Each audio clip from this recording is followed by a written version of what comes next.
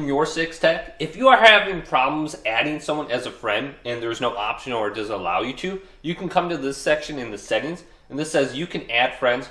You can add friends on your Xbox. So you want to make sure this says allow. If you don't have this set to allow, you're probably going to be running into issues.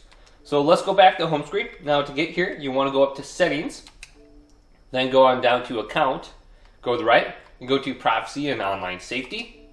Then type in your passpin if you got one. Then go to Xbox privacy. Now into here, let's go to view details and customize. Then go to friends and clubs. And it will be the first options. Right here, just make sure this says allow, and you should be good to go adding people as a friend on your Xbox.